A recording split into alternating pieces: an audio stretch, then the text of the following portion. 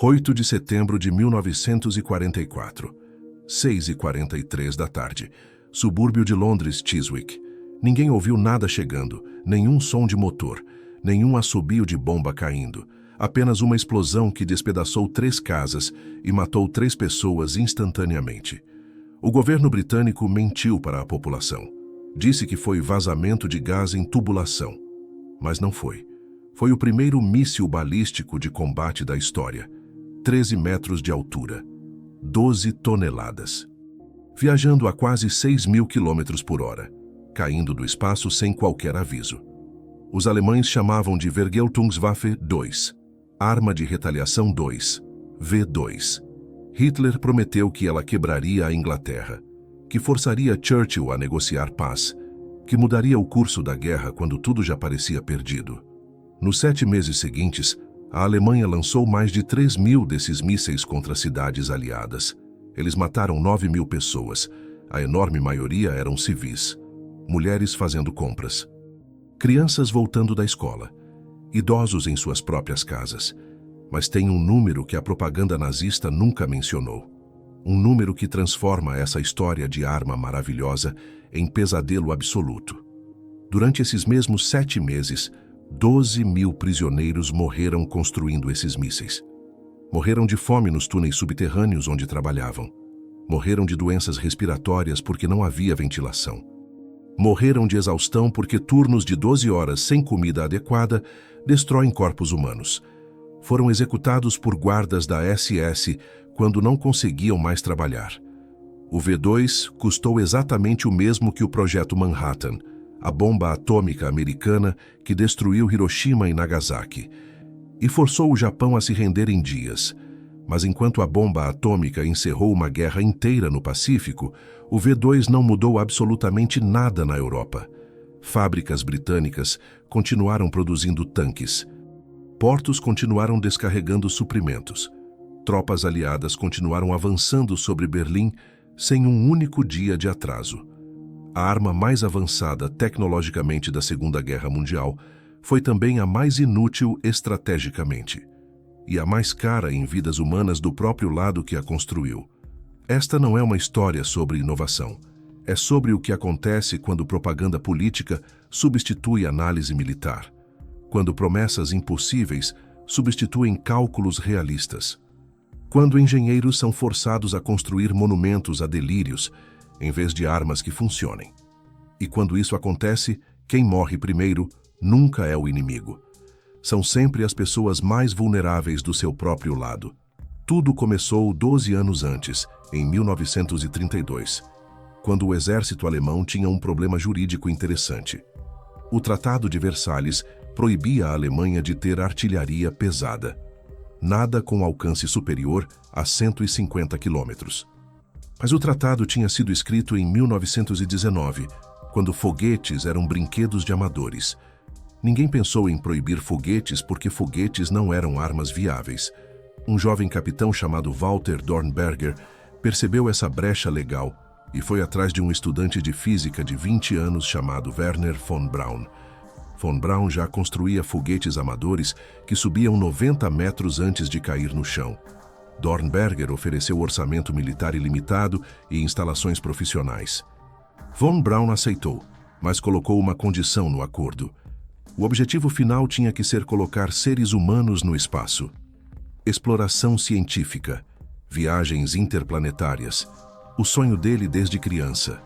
Dornberger concordou sem hesitar, desde que antes disso, eles desenvolvessem um míssil capaz de carregar uma tonelada de explosivo a 300 quilômetros de distância. Em 1937, o programa inteiro foi transferido para Peenemünde, uma base militar secreta no litoral do Mar Báltico. O orçamento inicial era de 300 milhões de Reichsmarks, uma fortuna astronômica para a época. Os primeiros anos foram sequência de fracassos espetaculares. O foguete A-1 explodiu na plataforma antes mesmo de decolar. O A-2 funcionou por alguns segundos e mergulhou no mar. O A-3 desintegrou-se no ar a 1.000 metros de altitude. Mas em 3 de outubro de 1942, algo extraordinário aconteceu. O foguete A4 foi posicionado na plataforma de lançamento, 13 metros de altura. Motor alimentado por etanol e oxigênio líquido, gerando 25 toneladas de empuxo. A ignição funcionou. O foguete subiu. Continuou subindo. Atingiu 84 quilômetros de altitude. Tecnicamente, chegou ao espaço sideral. E depois desceu em arco perfeito, pousando a 193 quilômetros do ponto de lançamento. Dornberger ligou imediatamente para Albert Speer, o ministro de armamentos de Hitler, e disse aquela frase que entraria para a história. O foguete funcionou perfeitamente. Hoje, inauguramos a era espacial. Speer voou para Peenemünde dias depois. Assistiu pessoalmente a uma demonstração. Ficou genuinamente impressionado com a tecnologia. Levou filmagens para mostrar a Hitler. Hitler, até aquele momento, havia ignorado completamente o programa de foguetes. Ele achava que era perda de tempo e recursos. Mas em 1943, tudo havia mudado. Stalingrado havia sido um desastre. O norte da África estava perdido. Os aliados haviam desembarcado na Itália. Hitler estava desesperado por qualquer coisa que pudesse reverter a maré da guerra. Quando ele viu as filmagens do A4 voando, seus olhos brilharam. Ele viu propaganda. Ele viu terror psicológico. Ele viu uma arma que poderia atacar Londres sem que a RAF pudesse fazer nada para impedir. Hitler ordenou produção imediata de 3.000 mísseis por mês. 3.000 por mês. Von Braun ficou em choque. Ele protestou diretamente. O AT-4 funcionava em condições controladas de laboratório, com equipes especializadas verificando cada parafuso. Mas ainda tinha taxa de falha de 40% nos testes, combustão instável, giroscópios que perdiam calibração, estruturas que rachavam durante reentrada atmosférica. Não estava nem perto de estar pronto para a produção industrial em massa. Hitler não quis ouvir uma palavra. Ele renomeou o A4 para V2, Vergeltungswaffe, arma de retaliação, e declarou pessoalmente que seria a arma que quebrará a espinha da Inglaterra. Von Braun sabia que isso era tecnicamente impossível, mas recusar uma ordem direta de Hitler em 1943 significava fuzilamento imediato por traição. Então, ele abaixou a cabeça e continuou trabalhando. Mas antes da produção em massa começar de verdade, os britânicos descobriram Peenemünde. Aviões de reconhecimento fotografaram a base em julho de 1943. Quando analistas de inteligência britânica ampliaram as imagens, eles viram claramente os mísseis gigantes nas plataformas de teste. Não havia dúvida sobre o que eram. Churchill foi informado imediatamente. A ordem que ele deu foi simples: destruir aquilo antes que começasse a funcionar. Na noite de 17 para 18 de agosto de 1943, quase 600 bombardeiros da Royal Air Force cruzaram o Mar do Norte em direção a Peenemünde. Lancasters, Halifaxes e Stirlings, carregando quase 2.000 toneladas de bombas explosivas e incendiárias. O ataque durou 45 minutos. Quando amanheceu, o complexo de pesquisa estava devastado. Edifícios de montagem completamente destruídos, instalações de teste de motores danificadas, além de reparo imediato. 73 engenheiros e técnicos mortos, incluindo o Dr. Walter Thiel, que liderava todo o desenvolvimento de propulsão. Mas Hitler já havia previsto isso. Ele já havia ordenado semanas antes que toda a produção fosse transferida para instalações subterrâneas onde bombardeiros não poderiam alcançar. A solução estava pronta. Mittelwerk. Túneis gigantescos escavados nas montanhas de Konstein, perto da cidade de Nordhausen, na Turíngia. Haviam sido construídos originalmente como depósito subterrâneo de combustível, mas agora seriam convertidos na maior fábrica subterrânea de armamentos do mundo. Havia apenas um problema logístico enorme. Não havia mão de obra suficiente para operar produção industrial em escala massiva dentro de túneis. Heinrich Himmler, o Reichsführer SS, ofereceu a solução perfeita do ponto de vista da economia nazista: prisioneiros de campos de concentração. Trabalhadores escravos que não recebiam salários, não tinham direitos trabalhistas. e podiam ser literalmente trabalhados até a morte e substituídos por novos transportes. Em agosto de 1943, o primeiro transporte de prisioneiros chegou aos túneis de Mittelwerk. 107 homens transferidos de Buchenwald. Nos 18 meses seguintes, mais de 60 mil prisioneiros passariam por aquele complexo subterrâneo. A estrutura era monstruosa em escala. 2 túneis principais paralelos, cada um com quase 2 quilômetros de comprimento, conectados por 46 túneis transversais menores, tudo escavado diretamente na rocha calcária sólida, sem qualquer ventilação natural, sem uma única janela, sem luz solar. Nos primeiros meses de operação, os prisioneiros nem sequer tinham barracões externos. Eles viviam e dormiam dentro dos próprios túneis de produção, beliches de madeira tosca empilhados nos corredores entre as linhas de montagem. Não havia banheiros adequados, não havia água corrente para a higiene. A temperatura era constante de 8 graus Celsius, frio suficiente para penetrar nos ossos. Jean Michel, um prisioneiro político francês que chegou em setembro de 1943, descreveu décadas depois em testemunho. Trabalhávamos turnos de 12 horas escavando túneis adicionais e instalando o maquinário pesado de produção. Não víamos luz do sol, não víamos o céu, não sabíamos se era dia ou noite lá fora. A temperatura era sempre a mesma, 8 graus. Suávamos durante o trabalho pesado e depois congelávamos durante o descanso, porque as roupas nunca secavam. A comida era sopa aguada de nabo uma vez por dia e 200 gramas de pão preto, que mais parecia serragem compactada. Homens morriam todos os dias de disenteria, pneumonia, pura exaustão física. Guardas da SS atiravam em qualquer um que desacelerasse ou caísse. Só em dezembro de 1943, 4 meses depois do início, é que barracões de madeira foram finalmente construídos do lado de fora dos túneis. O subcampo foi oficialmente batizado com nome próprio, Mittelbau Dora, e a produção industrial de mísseis V2 começou para valer. Cada míssil V2 era máquina incrivelmente complexa. 30 mil componentes individuais que precisavam funcionar em perfeita sincronia. A estrutura externa era alumínio soldado com tolerância de fabricação de 1/10 de milímetro. Qualquer imperfeição maior que isso, e o míssil desintegraria durante a aceleração. O motor era obra-prima de engenharia. Câmara de combustão de grafite, onde etanol e oxigênio líquido se misturavam a temperaturas extremas. Sistema completo de giroscópios para manter estabilidade durante voo. Bombas de turbina girando a 4.000 rotações por minuto, bombeando combustível.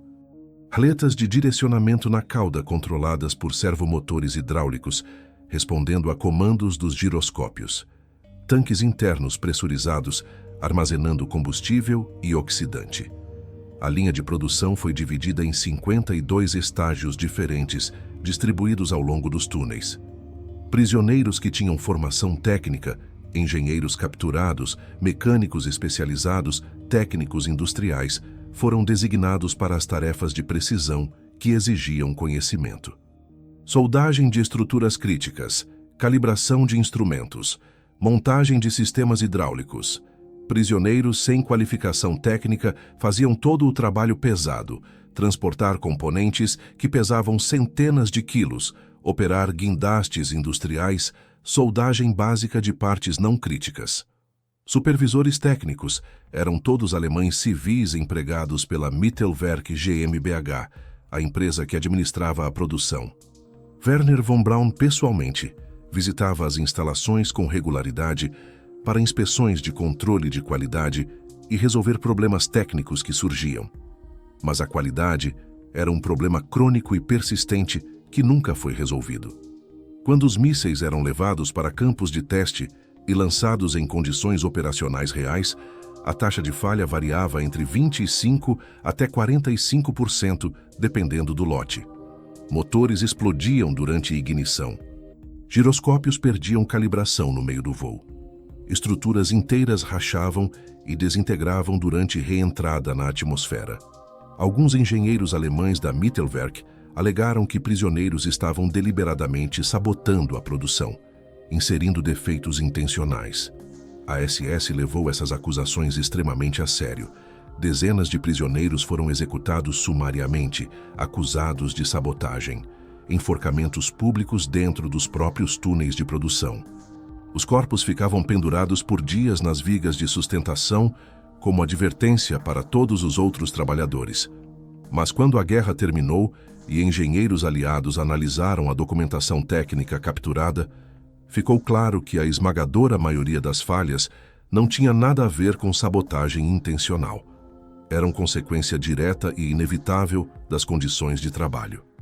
Trabalhadores cronicamente desnutridos, fisicamente exaustos ao ponto do colapso, doentes com infecções respiratórias, simplesmente não conseguem executar tarefas de precisão microscópica em componentes que exigem tolerâncias de décimos de milímetro. Não era ideologia ou resistência, era incapacidade física pura. Corpos humanos destroçados por fome e exaustão não têm a coordenação motora fina necessária para montar sistemas hidráulicos de alta pressão. Que assim, prisioneiros morriam mais rápido do que os mísseis podiam ser produzidos. A fábrica consumia vidas humanas como combustível. Entre agosto de 1943 e abril de 1945, aproximadamente 60 mil prisioneiros passaram pelos portões de Mittelbau-Dora. 20 mil nunca saíram vivos. 8.200 morreram de desnutrição severa e todas as doenças relacionadas que acompanham fome prolongada. 4.100 morreram de pneumonia e tuberculose. Doenças respiratórias inevitáveis em ambientes frios, úmidos e sem ventilação adequada. 3.200 foram mortos diretamente por guardas da SS, geralmente com tiros na nuca quando não conseguiam mais trabalhar. 2.800 morreram em acidentes industriais, esmagados por componentes pesados que caíram, queimados em explosões de tanques de combustível, despedaçados por guindastes que falharam. 1.700 foram enforcados publicamente sob acusação de sabotagem. A taxa de mortalidade mensal flutuava entre 15% e 25% de toda a população do campo, dependendo da estação do ano. O inverno era significativamente pior. O frio extremo nos túneis sem qualquer sistema de aquecimento acelerava a hipotermia e pneumonia. Corpos enfraquecidos pela desnutrição simplesmente não conseguiam gerar calor suficiente para sobreviver. Não havia corpo médico adequado. A enfermaria do campo tinha capacidade oficial para 200 pacientes. Mas o número de doentes graves sempre excedia 2.000. Prisioneiros que ficavam doentes continuavam trabalhando até colapso físico total, porque parar de trabalhar significava ser enviado para a enfermaria. E todos sabiam que ir para a enfermaria era sentença de morte disfarçada de tratamento médico.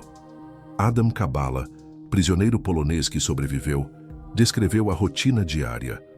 Acordávamos às 4 da manhã. O café era água fervida com corante marrom que supostamente devia parecer café de verdade. A marcha forçada até a entrada dos túneis levava meia hora. O turno de trabalho começava exatamente às 5 e não havia nenhum intervalo para refeições. Você comia enquanto trabalhava se tivesse algo para comer, o que geralmente não tinha. A sopa rala era distribuída apenas às 7 da noite, após o fim do turno de 12 horas. 200 gramas de pão preto eram distribuídos a cada 2 dias, não diariamente. Homens que não conseguiam mais se levantar ou andar eram arrastados para a enfermaria.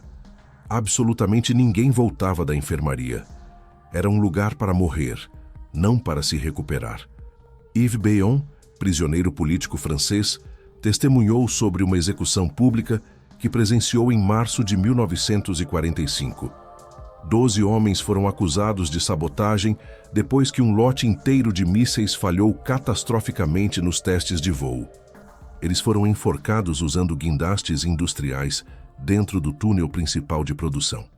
Toda a força de trabalho de milhares de prisioneiros foi obrigada a parar o trabalho e assistir.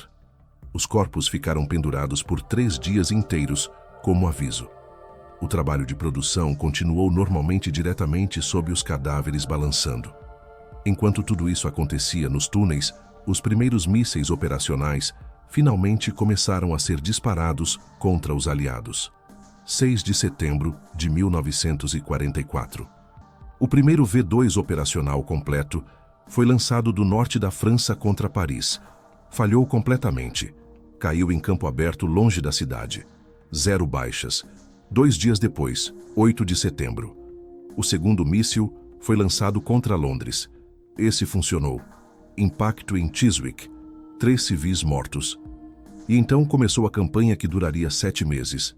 Entre setembro de 1944 e março de 1945, um total de 3.172 mísseis V2 foram disparados contra alvos aliados.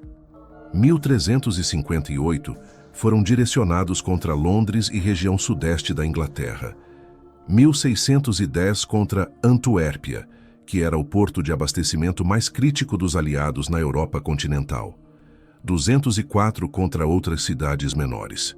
O resultado final: aproximadamente 9.000 pessoas mortas. 7.250 eram civis. Apenas 1.750 eram militares. 25.000 pessoas feridas, com gravidade variável. 30.000 edifícios destruídos ou danificados seriamente, a esmagadora maioria eram casas residenciais. E qual foi o impacto estratégico real de tudo isso? Absolutamente nenhum. Nenhuma instalação militar verdadeiramente crítica foi destruída. Nenhum porto foi forçado a fechar permanentemente. Nenhuma fábrica de armamentos importante foi paralisada. Nenhuma linha de abastecimento foi cortada de forma significativa. A máquina de guerra aliada continuou operando exatamente como antes. O War Cabinet britânico, o gabinete de guerra de Churchill, conduziu análise detalhada em março de 1945, quando a campanha estava terminando. A conclusão oficial foi devastadora. A campanha V2 teve efeito negligível sobre capacidade industrial britânica e nenhum efeito mensurável sobre moral da população civil ou capacidade de combate militar. Antuérpia, que era o alvo absolutamente prioritário, porque era o principal ponto de entrada de suprimentos para as forças aliadas avançando sobre essa Alemanha, recebeu mais de 1.600 mísseis. Mas os danos ao complexo portuário foram mínimos porque os mísseis simplesmente não tinham precisão técnica para atingir docas específicas ou depósitos específicos. A precisão circular provável do V2 era de 17 quilômetros. Isso significa, tecnicamente, que se você disparasse um míssil contra um alvo específico, havia 50% de probabilidade de ele cair em algum lugar dentro de um círculo de 17 quilômetros de raio ao redor daquele alvo. E 50% de cair em qualquer lugar fora disso. Para colocar em perspectiva, bombardeiros B-17 da Força Aérea Americana, fazendo bombardeio de precisão diurno, tinham precisão de aproximadamente 300 metros. 50 vezes mais preciso. Um míssil que não consegue acertar alvos militares específicos não é arma militar. É simplesmente terror aleatório contra a população civil. E terror aleatório não derrota nações industrializadas travando guerras totais. Mas aqui está a parte que transforma essa história de fracasso técnico em algo genuinamente monstruoso. Wernher von Braun sabia de tudo isso desde o começo. Em maio de 1944, isso é 9 meses completos antes do primeiro lançamento operacional, von Braun preparou o relatório técnico confidencial para Albert Speer, avaliando honestamente a viabilidade militar real do V2. O relatório declarava explicitamente: taxa de falha de 35% sob condições controladas de teste indica que taxa operacional sob condições de combate real excederá facilmente 50%. Precisão circular de 15 a 20 quilômetros torna a arma fundamentalmente inadequada para a destruição de alvos militares específicos. Custo de produção por unidade individual excede custo de bombardeiro bimotora AG-111, que pode transportar carga explosiva equivalente com precisão incomparavelmente superior e pode ser reutilizado em múltiplas missões. Recomendação técnica: redirecionamento imediato de todos os recursos para a produção de caças defensivos para a proteção do espaço aéreo alemão. Albert Speer leu o relatório e encaminhou para Hitler com nota pessoal anexada. A avaliação técnica de von Braun demonstra limitações operacionais extremamente significativas do sistema V2. A resposta de Hitler foi registrada no diário pessoal de Franz Halder, ex-chefe do Estado-Maior alemão. Hitler escreveu de volta: continue produção conforme ordenado. Efeito psicológico sobre população inimiga é prioridade estratégica absoluta, independente de eficiência militar mensurável. Von Braun sabia matematicamente que o programa mataria mais alemães durante produção do que inimigos nos alvos. Os números estavam todos ali no relatório dele, e ele continuou de qualquer forma. Quando foi interrogado pela equipe da Strategic Bombing Survey americana, logo após o fim da guerra em 1945, ele justificou: recusa de ordens diretas de Hitler teria resultado em execução imediata por alta traição. Continuação oferecia possibilidade de sobrevivência pessoal e preservação da pesquisa fundamental de foguetes para aplicações futuras no pós-guerra. Ele fez cálculo frio. Ele escolheu sua própria sobrevivência, e 20.000 prisioneiros morreram para sustentar essa escolha individual dele. Os aliados, obviamente, tentaram destruir a capacidade de produção. Entre dezembro de 1943 e março de 1945, forças aéreas britânicas e americanas lançaram mais de 25.000 missões de bombardeio contra tudo relacionado ao programa V2. Sites de lançamento, depósitos de armazenamento, instalações de transporte, fábricas de componentes. Eles despejaram 36.000 toneladas de bombas, perderam 771 aeronaves. Quase 6.000 tripulantes morreram ou foram capturados, mas Mittelwerk era absolutamente invulnerável. Túneis escavados sob 200 metros de rocha calcária sólida não podiam ser penetrados por nenhuma bomba convencional disponível na época. Nem mesmo as bombas de penetração mais pesadas conseguiam. Os aliados focaram então em atacar sites de lançamento, mas as plataformas eram completamente móveis. Eram apenas lajes de concreto simples que podiam ser construídas por equipes de engenharia em 48 horas. Destruir uma era irrelevante porque 10 novas surgiam em outros lugares. Tentaram bombardear ferrovias para impedir transporte de mísseis, mas os alemães simplesmente usavam caminhões especializados chamados Meilerwagen, que transportavam os mísseis prontos por estradas secundárias. E não havia absolutamente nenhuma defesa aérea possível contra o próprio míssil. Nenhum sistema antiaéreo da época conseguia interceptar algo viajando a Mach 5. O único aviso que alguém no solo recebia era um clarão brilhante de reentrada atmosférica, visível por talvez 2 ou 3 segundos. E então, explosão. Sem tempo para reagir, sem tempo para buscar abrigo. A estratégia britânica acabou sendo dupla: minimizar pânico público através de censura rigorosa de notícias e simplesmente aceitar que baixas civis eram inevitáveis até que forças terrestres avançassem e capturassem fisicamente todas as áreas de lançamento. E foi exatamente isso que aconteceu. Em março de 1945, tropas aliadas finalmente capturaram as últimas áreas de lançamento viáveis no sul da Holanda. O último V2 operacional foi disparado em 27 de março contra Antuérpia. A campanha terminou, não porque capacidade de produção foi destruída, mas porque simplesmente não havia mais território alemão dentro de alcance de alvos aliados importantes. Em abril de 1945, enquanto tropas americanas avançavam rapidamente sobre a Turíngia, a SS começou evacuação emergencial de Mittelbau-Dora. Prisioneiros que ainda conseguiam andar foram forçados a marchas da morte em direção a Bergen-Belsen e outros campos ao norte. 250 quilômetros a pé, 2 semanas de caminhada forçada, 0 rações de comida. Aproximadamente 7.000 prisioneiros partiram nessas marchas. Cerca de 3.000 morreram no caminho, simplesmente caindo mortos de exaustão no meio das estradas. Prisioneiros que não conseguiam mais andar, doentes terminais, feridos graves, completamente exaustos, foram deixados nos barracões de Dora. A SS recebeu ordens explícitas de executá-los todos antes da chegada das tropas americanas para eliminar testemunhas. Mas em 11 de abril de 1945, elementos avançados da 104ª Divisão de Infantaria dos Estados Unidos chegaram a Nordhausen mais rápido do que esperado. Encontraram aproximadamente 3.000 prisioneiros ainda vivos dentro dos barracões. Mais de 1.200 já estavam mortos, corpos empilhados porque não havia capacidade de enterrá-los.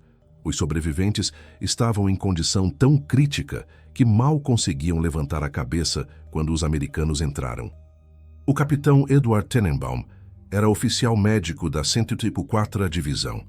Ele escreveu no relatório oficial, que arquivou dias depois: "A cena que encontramos excede qualquer capacidade de descrição adequada em palavras. Corpos humanos empilhados em camadas de 3 metros de altura como lenha. Sobreviventes tão fracos que não conseguem sequer mover as cabeças para olhar para nós. O cheiro de decomposição penetra através dos uniformes e máscaras de gás. Tentamos fornecer rações de comida imediatamente, mas sistemas digestivos deles estão tão danificados por meses de desnutrição que comida sólida causa morte por ruptura intestinal. Temos morfina para dor, mas não temos salvação médica para danos dessa magnitude." Forças americanas evacuaram todos os sobreviventes que puderam ser movidos para hospitais de campanha militares instalados rapidamente. Mas a taxa de mortalidade pós-libertação ainda excedeu 40% nas primeiras 3 semanas, mesmo sob cuidados médicos intensivos. Corpos humanos destruídos daquela forma simplesmente não conseguem se recuperar. Os túneis de Mittelwerk foram capturados completamente intactos, com toda a documentação de produção preservada. Componentes de mísseis V2, todo o equipamento industrial especializado e os próprios engenheiros alemães foram sistematicamente transferidos para os Estados Unidos como parte da Operação Paperclip. Werner von Braun e 126 de seus principais engenheiros de Peenemünde se renderam voluntariamente às forças americanas. Foram transportados para Fort Bliss, no Texas, onde continuaram pesquisa de foguetes sob contratos generosos com o exército americano. Deixa eu mostrar agora a matemática pura do absurdo. O custo total final do programa V2 foi de 2 bilhões de Reichsmarks. Quando você ajusta isso por inflação e paridade de poder de compra e converte para valores atuais, equivale a aproximadamente 50 bilhões de dólares em dinheiro de hoje. Com exatamente esse mesmo dinheiro, a Alemanha poderia ter produzido 22.883 caças a jato Me-262, o caça mais avançado tecnologicamente de toda a guerra. O Me-262 tinha taxa média de abate de 5 aeronaves inimigas antes de ser perdido. Fazendo multiplicação simples, 22.000 Me-262 teriam potencial teórico de destruir 114.000 aeronaves aliadas.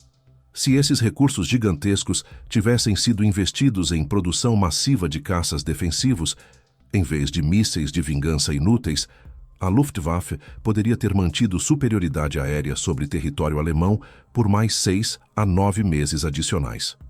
Isso teria atrasado significativamente a campanha de bombardeio estratégico, que estava destruindo a indústria alemã e potencialmente alterado os termos específicos da rendição final.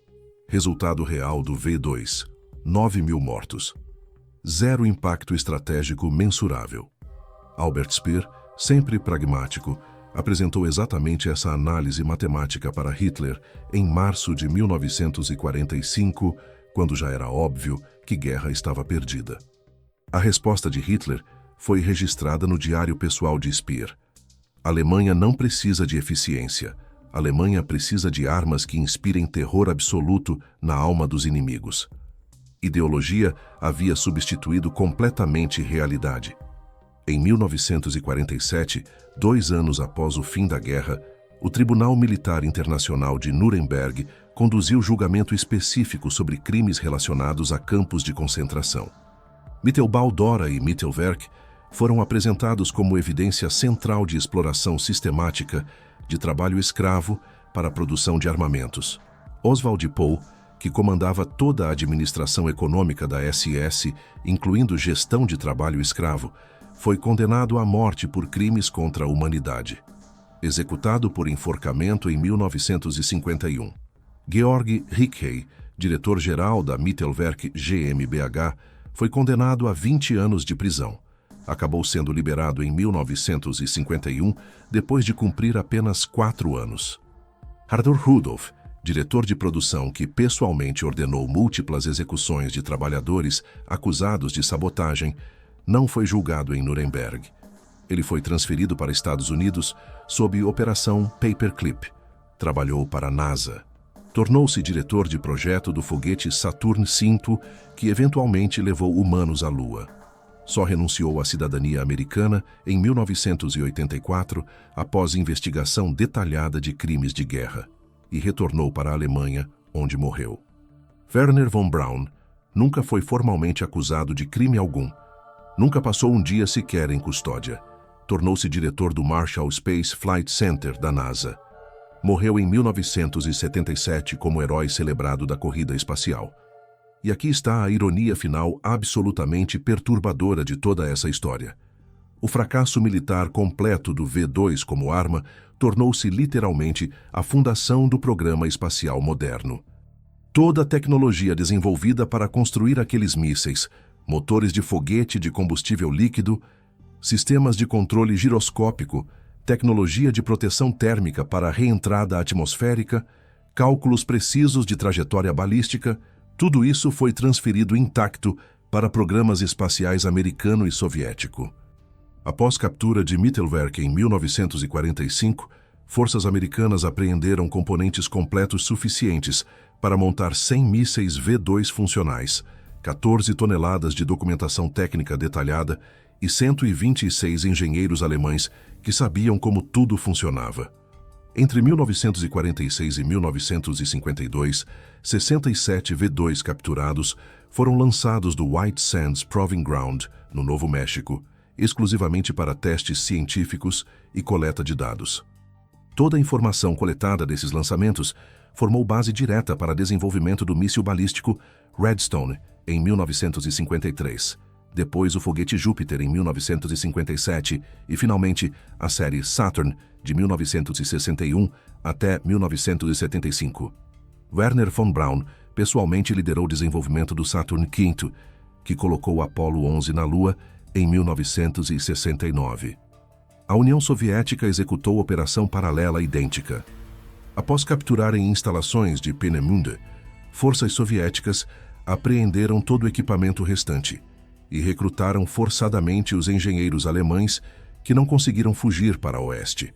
Tecnologia V2 formou base direta do programa de mísseis balísticos soviético e depois dos programas Sputnik e Vostok, que colocaram primeiro satélite artificial e primeiro humano em órbita.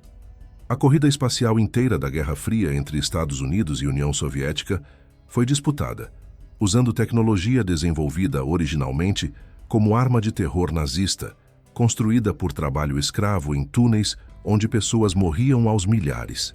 Então vamos resumir tudo isso. Entre setembro de 1944 e março de 1945, a Alemanha nazista lançou 3.172 mísseis V2 contra cidades aliadas. Eles mataram 9.000 pessoas, esmagadora maioria civis completamente inocentes.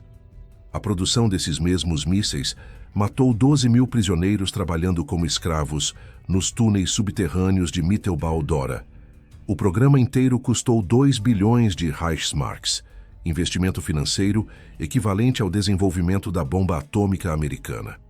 Mas não alterou o curso da guerra nem 1 milímetro, não destruiu nenhuma instalação militar verdadeiramente crítica, não paralisou indústria de guerra inimiga, não quebrou moral de população civil, não atrasou o avanço aliado um único dia.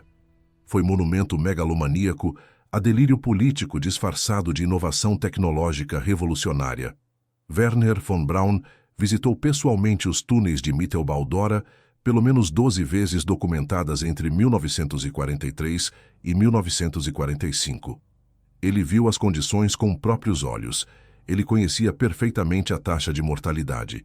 Ele sabia que prisioneiros estavam morrendo aos milhares. E ele continuou supervisionando produção, porque recusar significava execução, e continuar significava sobrevivência pessoal e preservação de sua pesquisa de foguetes. Era cálculo frio e racional dentro da lógica de um regime totalitário. Mas não o absolveu moralmente. Arthur Rudolph, diretor de produção, ordenou pessoalmente execuções de dezenas de trabalhadores acusados de sabotagem. Mas em 1969, apenas 24 anos depois, ele estava gerenciando o lançamento do Saturn V, que colocou seres humanos na Lua pela primeira vez na história. Tecnologia em si não tem moralidade, não tem consciência, não tem ética. Mas as pessoas que criam tecnologia têm tudo isso e escolhem ignorar quando conveniente. O V2 matou mais alemães do que inimigos, porque foi construído sob regime totalitário que valorizava a propaganda política sobre eficiência militar real. Demonstração teatral de poder sobre preservação pragmática de vidas humanas. Terror psicológico sobre estratégia militar racional. Quando pressão política absoluta força engenheiros a lançar sistemas que eles sabem tecnicamente que vão falhar, o resultado não é apenas fracasso técnico abstrato. É massacre sistemático das pessoas mais vulneráveis do próprio lado que supostamente deveriam ser protegidas. Mittelbau-Dora foi libertado em 11 de abril de 1945. Os túneis foram usados por forças soviéticas como depósito militar até colapso da União Soviética em 1991. Depois foram finalmente fechados e transformados em memorial histórico. Hoje, é museu aberto a turistas. Pessoas do mundo inteiro caminham pelos mesmos corredores subterrâneos, onde prisioneiros montavam mísseis, enquanto morriam lentamente de fome e exaustão. As placas informativas explicam detalhadamente a tecnologia. Mencionam orgulhosamente que V2 foi o primeiro míssil balístico funcional da história. Citam que fundou o programa espacial, que eventualmente colocou humanos na Lua, mas as placas não mencionam com mesma ênfase que cada míssil individual lançado contra Londres representava estatisticamente 4 trabalhadores escravos mortos durante produção. Não mencionam que mais pessoas morreram construindo a arma do que sendo atingidas por ela. Porque progresso tecnológico é celebrado e preservado em museus bonitos. Genocídio industrial é nota de rodapé pequena em placa lateral que a maioria dos visitantes nem lê.